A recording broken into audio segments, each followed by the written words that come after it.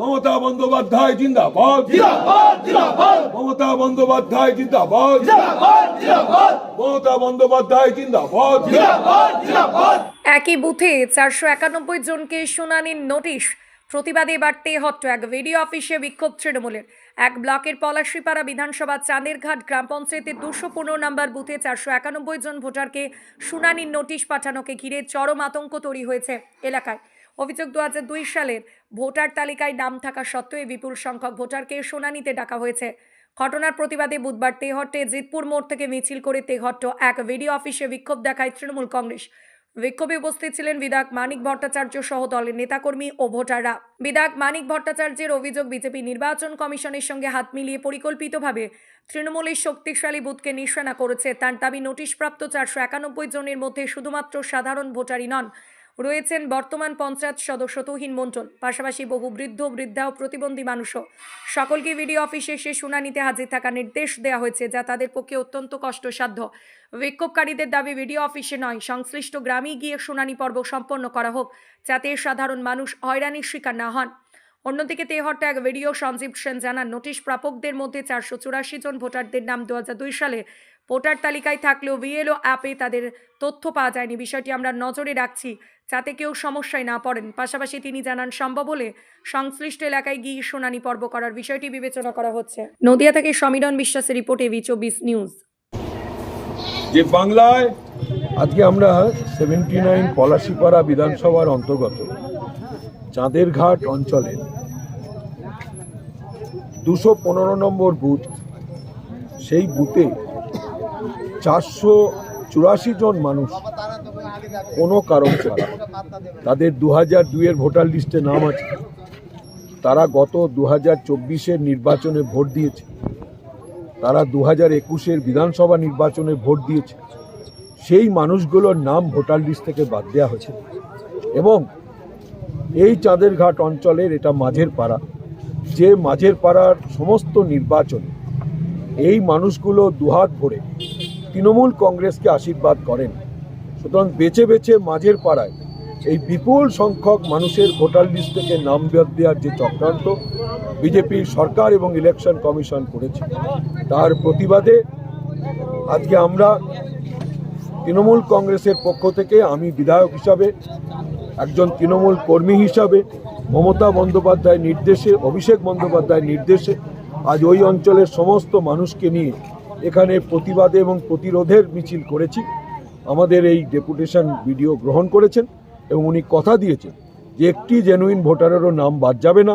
এবং আমাদের মূল দাবি যে এখানে 80, 85, 90-এর ওপরে বৃদ্ধ মানুষ আছেন, বৃদ্ধারা আছেন, ফিজিক্যালি চ্যালেঞ্জরা আছেন।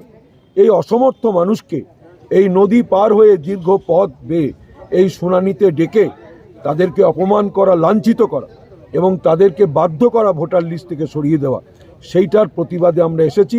আমাদের প্রশাসন থেকে বলা হয়েছে যে তারা যাতে এই অসমর্থ মানুষের বাড়িতে গিয়ে শুনানির ব্যবস্থা করতে পারেন, সেটা সচেষ্ট থাকবেন।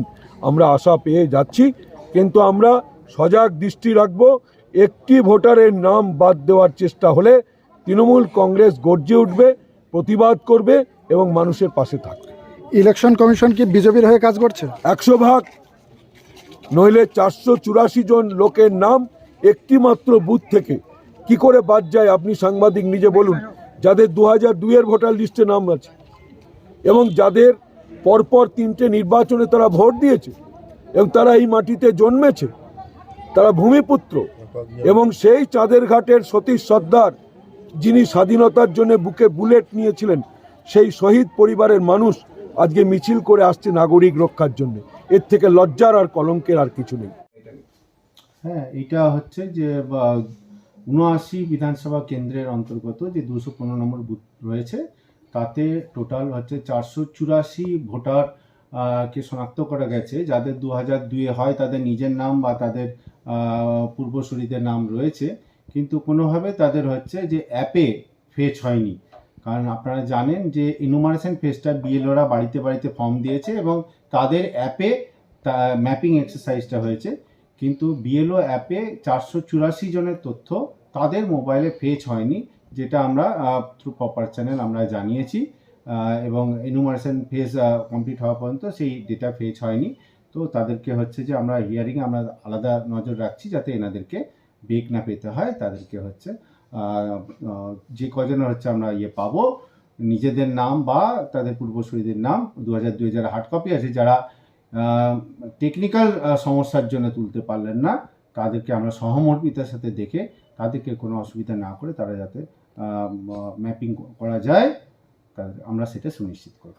তাদেরকে নোটিশ দেওয়া হয়েছে এবং তাদেরকে বিডিও অফিসে শুনানির জন্য আসার কথা বলেছে, কিন্তু তারা দাবি করছেন যে যেহেতু এত সংখ্যক মানুষ, তার মধ্যে বৃদ্ধ মানুষ যেমন রয়েছে, বেশ কিছু প্রতিবন্ধী মানুষ রয়েছে, সেই এলাকায় গিয়ে নির্বাচন কমিশনের আধিকারিকরা সেখানে গিয়ে তাদের এই শুনানি পর্ব করুক, এই দাবি তুলছে তারা।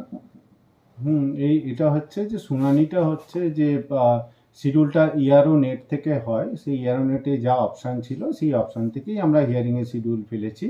আমাদের হাতে তো সবটা নিয়ন্ত্রণ থাকে না, কিন্তু মানুষের ইচ্ছাটা আমরা শুনলাম। যদি অবকাশ থাকে, যদি কমিশন এরকম সুযোগ সুবিধা করে দেয়, আমরা সেটা সচেষ্ট হব। তৃণমূল কংগ্রেস জিন্দাবাদ, জিন্দাবাদ, জিন্দাবাদ, মমতা ব্যানার্জি জিন্দাবাদ, জিন্দাবাদ, জিন্দাবাদ, অভিষেক ব্যানার্জি জিন্দাবাদ, জিন্দাবাদ, জিন্দাবাদ, অনিক ভট্টাচার্য জিন্দাবাদ, জিন্দাবাদ, জিন্দাবাদ, ঘাট পঞ্চায়েতে 495 জন নাম বাদ দেওয়া হলো কেন? নির্বাচন কমিশন জবাব দাও, জবাব দাও, জবাব দাও। চক্রান্তকারী বিজেপির বিরুদ্ধে লড়াই, লড়াই, লড়াই চাই। সেই লড়াইয়ের নেত্রীকে, সেই লড়াইয়ের নেত্রীকে অবিলম্বে যারা ভোট দিয়েছে তাদের ভোটার লিস্টের নাম তুলতে হবে।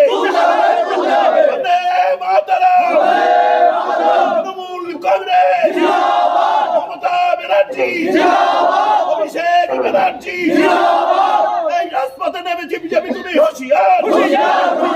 ন্যায্য দাবিতে তৃণমূল কংগ্রেস পথে নেমেছে বিজেপি, তুমি হুঁশিয়ার। হুঁশিয়ার, সাবধান। বন্দে মাতরম, তৃণমূল কংগ্রেস, মমতা ব্যানার্জি, অভিষেক ব্যানার্জি। আনন্দ সংবাদ, শুভ সংবাদ, অনুষ্ঠান বাড়ির সংবাদ, ঐকতান ব্যানকুইট, আমতলা বেলডাঙ্গা বাসস্ট্যান্ড, নওদা, মুর্শিদাবাদ। এখানে বিবাহ, অন্নপ্রাশন, জন্মদিন এবং বিভিন্ন অনুষ্ঠানের জন্য বাড়ি ভাড়া পাওয়া যায়। এছাড়াও এখানে যে কোনো অনুষ্ঠানের খাবারের অর্ডার অনুযায়ী অভিজ্ঞতা সম্পন্ন ক্যাটারার দ্বারা যত্ন সহকারে খাবার পরিবেশন করা হয়। বিশেষ দ্রষ্টব্য, মুসলিম বিবাহ রেজিস্ট্রারের সুব্যবস্থা রয়েছে এবং গাড়ি পার্কিংয়ের সুব্যবস্থা রয়েছে। আমাদের যোগাযোগ নাম্বার 80018114